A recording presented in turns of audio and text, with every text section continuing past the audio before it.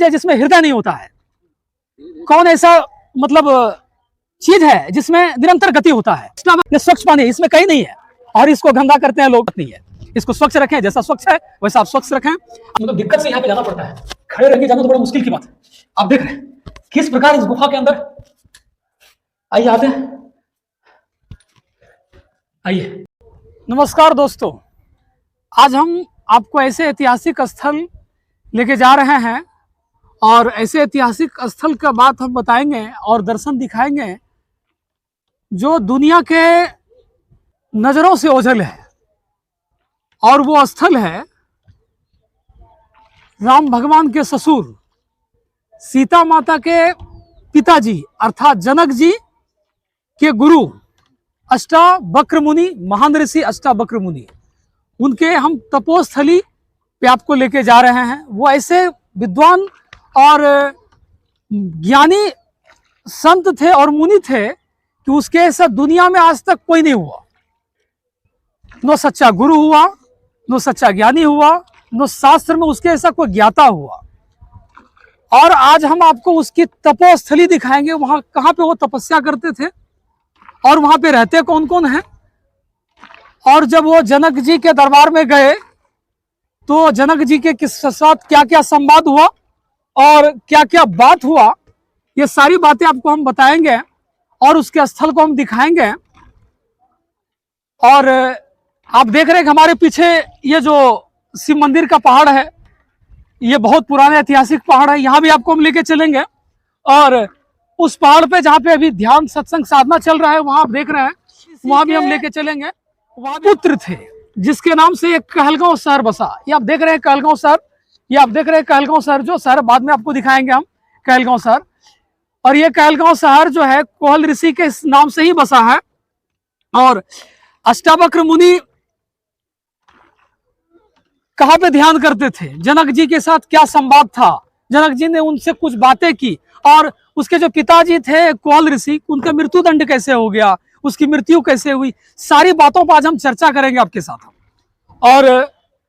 और उसके बाद फिर हम आपको बताएंगे कि जनक जी और कोहल ऋषि के बीच जो संवाद हुआ कि वो कौन सा चीज है जिसमें हृदय नहीं होता है, कौन ऐसा मतलब चीज है जिसमें निरंतर गति होता है। अष्टावक्र दुनिया के ऐसे प्रथम व्यक्ति थे जिन्होंने सत्य को जिस प्रकार समझा और जाना बस वैसा ही बता दिया।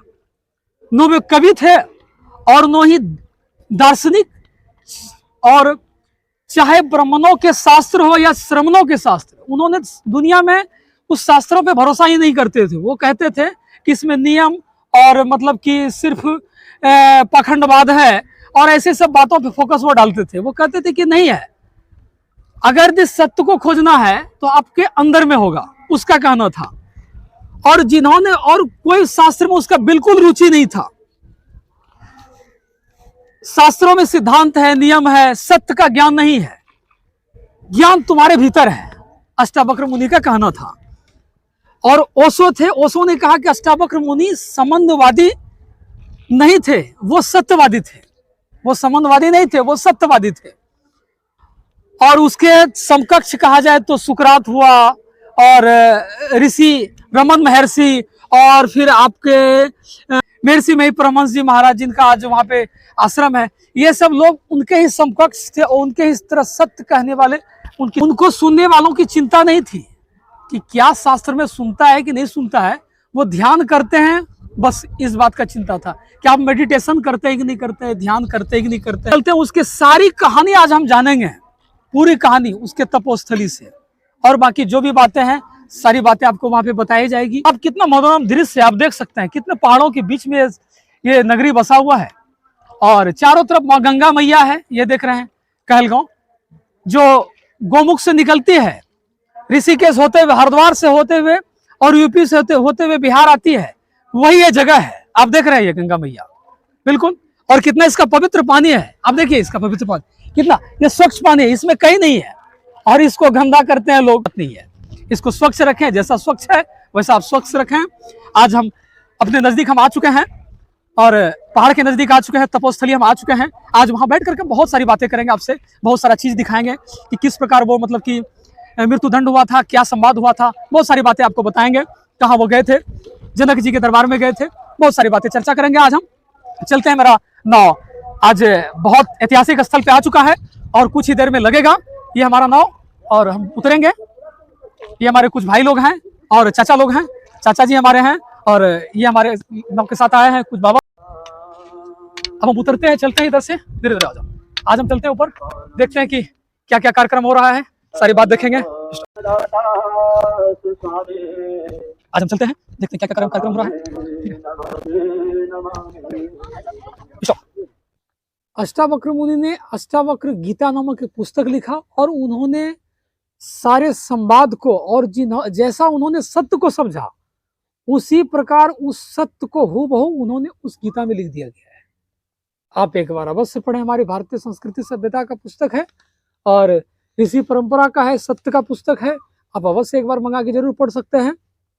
आइए हम चलते हैं कि किस प्रकार मतलब कि कोहल ऋषि मृत्युदंड हुआ और अष्टावक्र मुनि का जन्म कैसे हुआ, उस बात पे हम चलते हैं।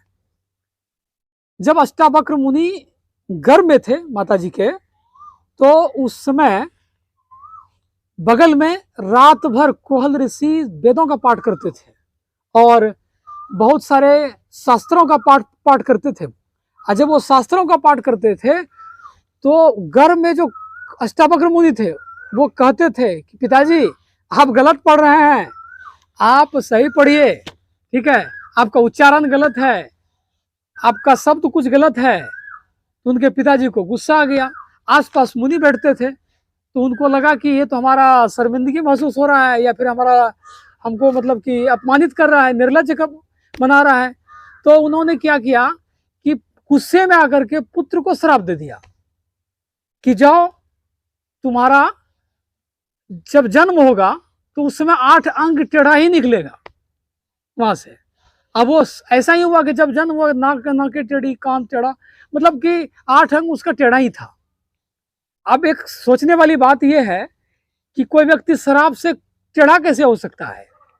सोचने वाली ये बात है कि शराब से टेढ़ा कैसे हो सकता है। तो जो पिताजी या फिर जो पिता अपने पुत्र के प्रति मतलब गुस्से में रहेंगे, हो सकता है कि उसका परवरिश या फिर और कुछ ठीक से ढंग से नहीं किया हो। तो जब परवरिश नहीं किया हो, खान पान ठीक से नहीं हुआ होगा, कुपोषण का शिकार हो गया होगा। और कुपोषण में तो जानते ही है, पैर टेढ़ा, नाक टेढ़ा, ये सब होता ही है। ये मैंने साइंटिफिक लॉजिक बताया आपको। चलते हैं उसके बाद। जब जन्म नहीं हुआ था तो वो क्या थे कि ऋषि जो थे कोहल ऋषि, कुछ धन के लिए उन्होंने एक मिथिला राज्य में जो कि जनकपुर में भी है, ये नेपाल में है, और वो वहां पे गए। वहां पे शास्त्रार्थ चल रहा था। वहां पे शर्त ये था कि वहां के जो शास्त्र करने वाले आचार्य बंदी थे उनको जो हरा देगा, वो शास्त्रार्थ में जब जीतेगा या फिर तो जीतेगा, अगर तो उसको हरा करके जीतेगा तो उसको बहुत सारा धन दिया जाएगा। 1000 गाय थी और सब गाय के सिंग पे हीरे जवाहरात मोती सोना चांदी बहुत चीज धरा हुआ था वहां पे। तो उन्होंने क्या किया कि उन आचार्य बंदी से शास्त्रार्थ करने के लिए यहाँ से जनकपुर चले गए। जब जनकपुर वहां से गए तो जनकपुर में गए और शास्त्रार्थ किए। लेकिन हुआ क्या, शास्त्रार्थ का एक शर्त था कि जो व्यक्ति हारेगा उस व्यक्ति को जल समाधि लेना पड़ेगा, अर्थात जल में डूब के मरना पड़ेगा। कोहल ऋषि क्या हुआ, हार गए। जब वो हार गए तो उनको जल समाधि लेना पड़ गया। हो सकता है कि ऐसा ही कुछ जल होगा, हमारे गंगा जी हैं, वहां पे कोई नदी हुआ होगा तो उस जल में समाधि हो गए। घर आ नहीं पाए। उनके माता जी को पता चला कि ऐसे ऐसे शास्त्रार्थ में उनकी मृत्यु हो गई और बहुत मना भी कर रहे थे कि नहीं जाइए ऐसे शर्त वाले शास्त्रार्थ पे, क्योंकि वहां पे जो पंडित वगैरह थे उनको बहुत घमंड था अपने शास्त्रार्थ पे।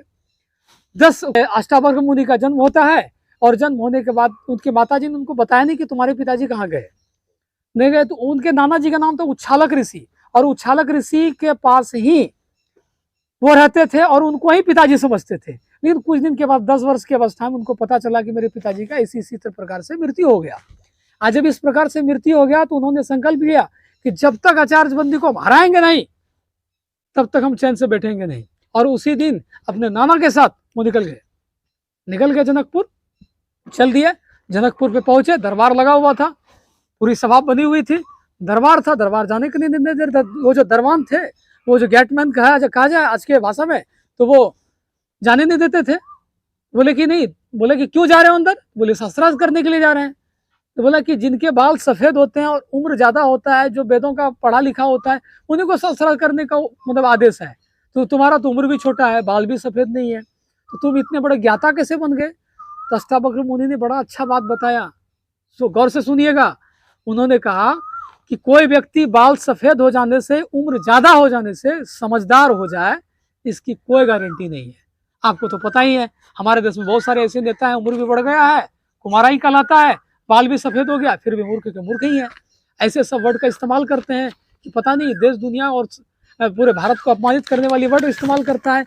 उम्र बढ़ते हुए उम्र से और सफेद बालों से किसी का विद्वता का आका नहीं जा सकता है और समझदारी को नहीं आका सकता है। हो सकता है छोटा बच्चा भी समझदार निकल जाए और ज्ञाता भी निकल जाए, ऐसा भी होता है। तो बस इस तरह उन्होंने उस गेटमैन को समझाया और वहां से चल बसे, अंदर गए। जैसे ही सभा में गए और जब सभा में जब गए तो वहां के मतलब जितने भी मंत्री थे और जितने भी ऋषि, वो पंडित वगैरह सब बैठे थे, वो इनको देख करके एक बैग हंसने लगे। अब जब हंसने लगे तो कुछ देर तक पूरी हंसी, एकदम पूरा माहौल एकदम कहा जाए तो राज्यसभा पूरा हंस रहा है। तो इनको देख करके अष्टावक्र मुनि भी हंसने लगे, पूरा ये भी ठाका देने लगे। तो इन्होंने, अष्टावक्र मुनि जब हंसे तो राजा जनक को बड़ा आश्चर्य लगा कि भाई हम लोग उनको देख के हंसे, ये तो समझ में आ रहा है, लेकिन ये क्यों हंसे? बोला बालक तुम ये बताओ हमें कि तुम देख के क्यों हंसे? इन्होंने कहा हंसे ये बात समझ के कि पहली बात तो आप जो हंसे, क्यों हंसे, हमको ये बता दीजिए। तो उन्होंने कहा कि हम जो हंसे तुम्हारे शरीर के बनावट और ये जो तुम्हारा आड़ा टेढ़ा शरीर है, इस चीज को देख करके हम लोग सारे हंस गए। बोला अच्छी बात है। बोला तुम क्यों हंसे? जनक जी ने पूछा। जनक अष्टावक्र मुनि ने जवाब दिया कि यहाँ पे जितने भी लोग हैं सब मूर्ख के मूर्ख बैठे हुए हैं और सबके सब चमार हैं। गौर से ध्यान दीजिएगा इस बात को। यहाँ पे जातिवाद का बहुत पुरजोर खंडन किया है इन्होंने कि सबके सब यहाँ पे चमार हैं। और चमार कैसे हैं? इन्होंने बताया कि चमार ऐसे हैं कि पहली बात, आप जो हंसे, आप हम पे हंसे या फिर हमको बनाने वाले परमात्मा पे हंसे। हमारा शरीर टेढ़ा जो भी बना है, इन्होंने परमात्मा ने बनाया है। अगर दी बनावट या बनाने वाले क्रिएशन पे आप हंसते हैं, इसका मतलब परमात्मा पे हंसते हैं। आप परमात्मा पे हंसते हैं तो फिर शास्त्रार्थ करने का बात ही खत्म है। या परमात्मा के बारे में शास्त्रार्थ करना मूर्खता नहीं तो और क्या होगा यहाँ पे। तो उन्होंने फिर क्या किया कि बोला कि दूसरी बात कि यहाँ पे जितने व्यक्ति हैं, इन्होंने हमारे ज्ञान को नहीं देखा, हमारी विद्वता को नहीं देखा, हमारी समझदारी को नहीं देखा। हमारे अंदर जो जितना ज्ञान भरा है, हमारे अंदर जो भी विद्वता है, इस पे इन्होंने पहचाना, हमको नहीं। सिर्फ सबने जो ध्यान दिया हमारे ऊपर, जो चमड़ी है शरीर पे, सिर्फ सबने चमड़ी को पहचाना, और जो चमड़ी को पहचानता है वही तो चमार है। ये जाति विशेष से चमार थोड़ी होता है। जो व्यक्ति विद्वान है वही पंडित है। किसी व्यक्ति विशेष या फिर जाति विशेष में जन्म लेने से कोई पंडित और ब्राह्मण थोड़ी हो जाता है, नहीं होता है। आप हमारे चमड़े को पहचाने, इसलिए आप सिर्फ और सिर्फ चमार हैं। चमड़े को पहचानने वाले पारखी आप हैं और कुछ नहीं है। यहाँ पे सभा में इतना सुनना था कि सारे जितने भी सभा में लोग बैठे हुए थे, सबकी बात छन्न हो गई, सब चुप हो गए, सबके मुंह में सांप सूंघ गया और चुप हो गए। जनक जी ने कहा वाह, बंदे में तो दम है। इतना अच्छा बात इन्होंने कहा, बंदे में तो दम है, ऐसे तो कहा नहीं है इन्होंने। और उसके बाद फिर इन्होंने, जनक जी ने कुछ उससे सवालें पूछी कि कुछ सवाल का जवाब दे दो, आत्मा परमात्मा ये सब बारे में उन्होंने सवाल जवाब पूछा, सबको सटीक। और जिन्होंने इन्होंने जो ध्यान संबंधित जो साधना की थी, उसी संबंधित बातें इन्होंने बताई और सब कुछ बताया। और उन्होंने 4-5 सवाल, अभी जो मैंने सवाल पहले छोड़ा था कि जन्म लेने के बाद क्या चीज है जो मतलब हिलता नहीं है, राइट? जन्म लेने के बाद क्या चीज है जो हिलता नहीं है? जन्म लेने के बाद वो ऐसा चीज है अंडा, जब जन्म जैसे जमीन पे आता है वो हिलता नहीं है।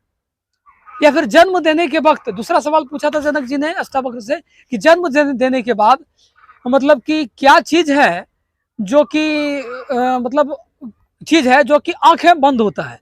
वो मछली ऐसा जीव है जो जन्म देने के बाद आंखें हमेशा उसका बंद रहता है। ठीक है। कौन ऐसी चीज है जो निरंतर गति करती है? चीज है ये निरंतर इसकी गति हो रही है। आप कुछ भी इसमें डालिए, ठीक है, ये देखिए वो बह रही है, इसमें निरंतर गति होता है, देख रहे हैं। और दूसरा सवाल था कि किसमें हृदय नहीं होता है। ये पत्थर एक ऐसा चीज है, आप देख रहे हैं, ये पत्थर एक ऐसा चीज है, इसमें हृदय नहीं होता है। ये पत्थर है ना, इसमें हृदय बिल्कुल नहीं होता है। इसलिए लोग कहता है ना कि तुम्हारा दिल है कि पत्थर है, भाई कहावत में भी कहा गया है, बिल्कुल नहीं है। ऐसे सब सवालों के बहुत सारे सवाल जवाब किए अष्टावक्र गीता नामक पुस्तक है, उसमें सारे उद्धृत है। और इसके सवाल जवाब के बाद जनक जी ने कहा कि ठीक है, आपको हम आदेश देते हैं, हमारे यहाँ का जो विद्वान पंडित है आचार्य बंदी, उससे जाके शास्त्रार्थ कीजिए।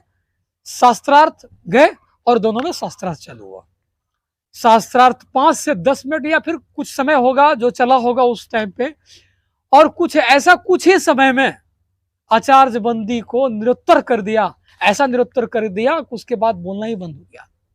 मैं आपको बता दूं कि पाखंडवाद से परमात्मा को प्राप्त नहीं किया जा सकता है। परमात्मा को प्राप्त करना हो तो स्वयं को खोजना पड़ता है, स्वयं के अंदर जाना पड़ता है, जो क्रिया मेडिटेशन है, जो क्रिया ध्यान है। आचार्य बंदी को हरा दिए, जब आचार्य बंदी को हरा दिए तो उसके बाद फिर आचार्य बंदी ने कहा कि आपकी जैसी आज्ञा होगी मैं मानने के लिए तैयार हूँ, चाहे तो आप जल में डुबा दें, चाहे तो आप जो करने का, जो दंड देने का मन हो आप दे सकते हैं। बालक मात्र 10 वर्ष का था, उन्होंने कहा कि दंड देने की हमारी परंपरा नहीं है, हम दंड नहीं देते हैं, पाखंडी दंड देता है।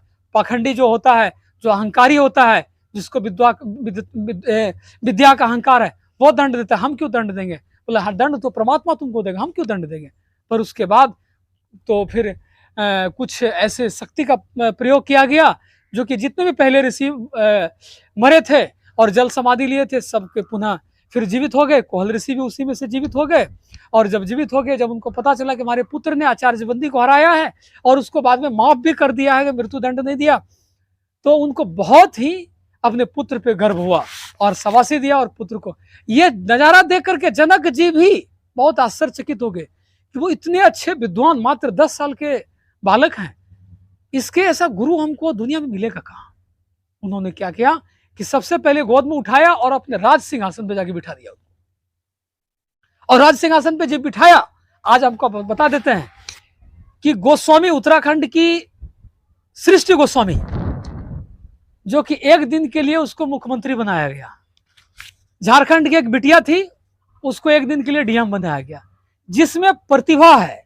आज के डेट में आप लोगों ने अखबार में सुनता होगा कि एक दिन के लिए इस बालिका को बनाया गया, एक दिन के लिए इस लड़के को मुख्यमंत्री बनाया गया, एक दिन के लिए इसको बनाया गया। मतलब जो विद्वान है, जो इसमें प्रतिभा है, उस प्रतिभा को सम्मानित करने के लिए एक दिन के लिए बनाया जाता है। मैं आपको बता दूं कि यह परंपरा आज की नहीं है, हमारी संस्कृति सभ्यता लाखों वर्षों की जो सभ्यता है उस समय से चलती आ रही है। 10 वर्ष के बालक अष्टावक्र मुनि को राजा सिंहासन में बिठा दिए। हमारी आज की परंपरा नहीं है। हमारी परंपरा, संस्कृति, सभ्यता इतनी समृद्ध है कि आप सोच नहीं सकते हैं। जातिवाद पहले से था ही नहीं, ब्राह्मणवाद, पाखंडवाद ये था ही नहीं, बिल्कुल नहीं था। ये तो कुछ आक्रांताओं ने और कुछ पाखंडियों ने आकर के हमारे संस्कृति सभ्यता को नष्ट कर दिया। ठीक है। और अष्टावक्र मुनि को जनक जी ने अपना गुरु माना और उस समय से उनको गुरु मान करके उनके मतलब कि अपने आप को समर्पित किया। मात्र 10 वर्ष के बालक जनक जी ने अपना गुरु मान लिया। सोच सकते हैं कितनी आश्चर्य की बात है और कितना हमारा समृद्ध परंपरा है, हमारी संस्कृति सभ्यता, सनातन धर्म का, कहें आज की भाषा में हिंदू धर्म का। महाराज जी, यहाँ पे जो कार्यक्रम चल रहा है अभी ध्यानाभ्यास का, ये कितने दिन का है? 9 दिन का ध्यान है। 9 दिवसीय ध्यान साधना शिविर चल रहा है और यहाँ वर्षों से यह स्थान कोहल ऋषि का है। अष्टावक्र मुनि को सभी लोग जानते हैं, उनके पिताजी का नाम कोहल ऋषि था, जनक जी के गुरु थे। जनक जी के गुरु थे। प्रत्येक वर्ष यहाँ ध्यान साधना चलता है, उसमें जगह जगह से साधक लोग आते हैं। यह बिल्कुल एकदम माता गंगा के गोद में यह स्थान है, चारों तरफ पानी ही पानी है, बीच में यह स्थान है। कोहल ऋषि का बहुत पुराना स्थान है। साधना शिविर यहाँ प्रत्येक साल चलता है। और महाराज जी बताइए कि यहाँ पे मतलब हमारे जो अष्टावक्र मुनि थे, सनातन धर्म से जुड़े हुए थे, और यहाँ पे जो ध्यान साधना चल रहा है, क्या उन्हीं की परंपराओं में से चल रहा है या फिर कोई अलग हटके किसी संप्रदाय में हम लोग हैं? नहीं, उसी का परंपरा से चल रहा है। सनातन धर्म का बहुत पुराना, सबसे तो आदिकाल से सनातन धर्म ही है। उसी का प्रचार इस संत महर्षि में ही परमहंस जी महाराज हुए, उन्हीं के द्वारा हम लोग जो है सो जुड़े हुए हैं, प्रचार कर रहे हैं। सनातन धर्म का बहुत ज़्यादा प्रचार है बिहार झारखंड में गुरुदेव के द्वारा। उसी परंपरा को हम लोग चलाते हैं और कोहल ऋषि के स्थान में प्रत्येक वर्ष ध्यान शिविर चलता है। तो उसी परंपरा को आज जितने भी महान ऋषि हैं हमारे बीच, अभी महाराज श्री आए थे। महाराज श्री, आपका नाम क्या हुआ? स्वामी अमृतानंद। स्वामी अमृतानंद जी महाराज हैं और सनातन धर्म से जुड़े हुए हैं, महर्षि महिष और संतमत के जो संप्रदाय हैं उसी संप्रदाय से जुड़े हुए हैं। आज यहाँ पे ध्यान करने के लिए मेडिटेशन कैंप में यहाँ पे आए हुए हैं। और सभी महात्मा, आज आपको हम ध्यान कैंप भी दिखाएंगे, किस प्रकार से बैठ के कोहल ऋषि और अष्टावक्र मुनि के मतलब कि पदचिन्ह को आगे बढ़ा रहे हैं, वो भी आप। और हम अपने उस गुफा की तरफ बढ़ रहे हैं जिस तरफ अष्टावक्र मुनि, और जहाँ पे अष्टावक्र मुनि ध्यान करते थे, तपस्या करते थे, उनके सारे जो भी पिताजी थे वो भी तपस्या करते थे, वो जगह पे अपना आज आपको दिखाएंगे। हम लोग आ रहे हैं उसी साइड में। आइए आइए, कैमरा लेके इधर से आइए। ये इसका मेन गेट लगा दिया गया है ताकि कोई फालतू व्यक्ति इस गुफा के अंदर वो पवित्र ना कर सके। और चलते हैं, बड़ा दुर्गम स्थल है। पहले जब एक बार हम आए थे आज से लगभग कई वर्षों पहले, तो इस जगह पे बहुत मतलब जंगल झाड़ पूरा एकदम लगा हुआ था। सर्प का भी मतलब कि यहाँ पे बसेरा रहता था। लेकिन धीरे धीरे जब व्यक्ति यहाँ पे रहने लगे तो उसको साफ सुथरा और साफ सफाई के साथ करने लगे। बहुत मतलब कष्टदायक है चढ़ने में। आप देख रहे हैं कि कितना दिक्कत हो रहा है चढ़ने के लिए, बहुत दिक्कत है। चाबी है ना? आइए हम आते हैं, अब इस चाबी से खोलते हैं, देखते हैं कि इसके अंदर क्या है। बड़ा दिक्कत है। चाबी से हम खोलते हैं इसको, देखते हैं शायद यही कुछ गुफा है। अब खुल नहीं रहा है। हाँ, ये कुछ ताला खुल गया।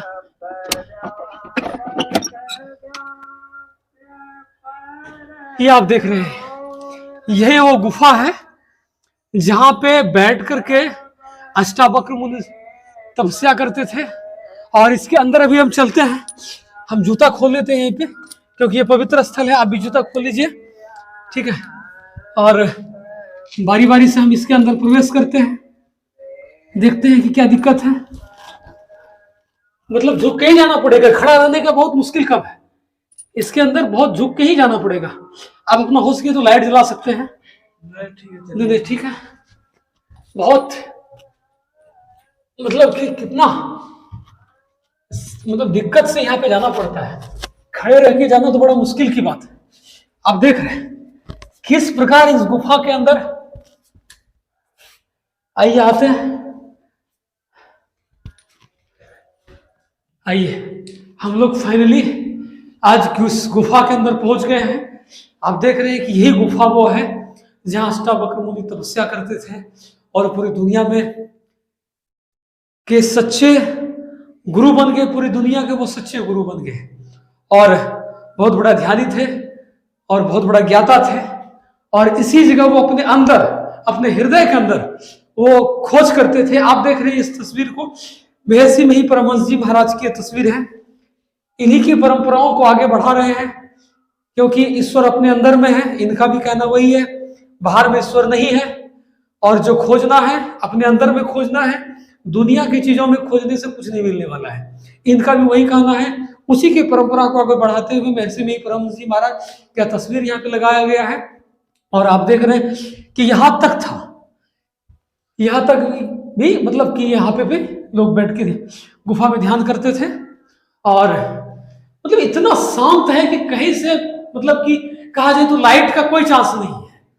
पूरा अंधेरा है, पूरा अंधेरा है। आप देख रहे हैं कि पूरा अंधेरा है और इसी अंधेरे में बैठ करके आत्ममंथन और परमात्मा की प्राप्ति के लिए सतत प्रयास करते रहते थे। और इसी का बल है और इसी का प्रकोप है, इसी साधना का शक्ति है, जिसके कारण से दुनिया के मतलब सर्वश्रेष्ठ राजाओं में गिने जाने वाले जनक जी के गुरु बन के मात्र 10 वर्ष की अवस्था में आप इस गुफा का अवलोकन कर ही चुके हैं, और सब जगह आपको दिखाएंगे कि उनका मतलब कि कहाँ पे वो उसका जो पूजा स्थली था, कहाँ पे वो मतलब कि उसकी अभी समाधि वगैरह कहाँ पे उसका तस्वीर लगा गया है। ये बाहर में है, ये सिर्फ तपस्या के लिए बनाया गया था, ध्यान कक्ष बनाया गया था ध्यान करने के लिए। और आप देख रहे हैं यहाँ के कुछ अंकित, देखते हैं चित्र इसमें है या नहीं है। अच्छा, ये मतलब बनाया गया है इस लाइट को, इसमें कुछ जड़ें भी आ चुकी है, बाहर ऊपर पेड़ है, इसके ऊपर भी हम जाएंगे और फिर यहाँ देखते हैं। यहाँ पे पहले यहाँ पे मिट्टी का था, कुछ दिन पहले हम आए थे यहाँ पे, जब तो यहाँ पे मिट्टी का था, ये कच्चा था। और अभी हमको देखने के लिए मतलब मिल रहा है कि ये मतलब कि पक्की कर दिया गया है, धीरे धीरे प्रोग्रेस हो रहा है, जैसे जैसे लोगों को पता चलता है कि ये भी कोई ऐतिहासिक स्थल है, तो इसका जीर्णोद्धार के लिए लोग सहयोग और मतलब मदद भी करते हैं ताकि इसका जीर्णोद्धार हो सके। और अभी हम चलते हैं गुफा से दूसरी तरफ, फिर कि गुफा का दर्शन आप कर ही लिए कि लोग देख चुके हैं। आप देखिए गंगा जी का नजारा कितना सुंदर है, कितना मतलब चारों तरफ से गंगा जी ही गंगा जी है, और इसी गंगा के बीच में ये मतलब कि पहाड़ बसा हुआ है बीच में। कितना दार्शनिक और रमणीय स्थल है, आप देख रहे हैं। इसके टॉप पे भी हम जाएंगे, अभी हम जस्ट इसके टॉप पे जाएंगे कि वहां से नजारा कैसा लगता है, कैसा दिखने में लगता है। और इसको फिलहाल हम ताला से बंद कर देते हैं इस गुफा को,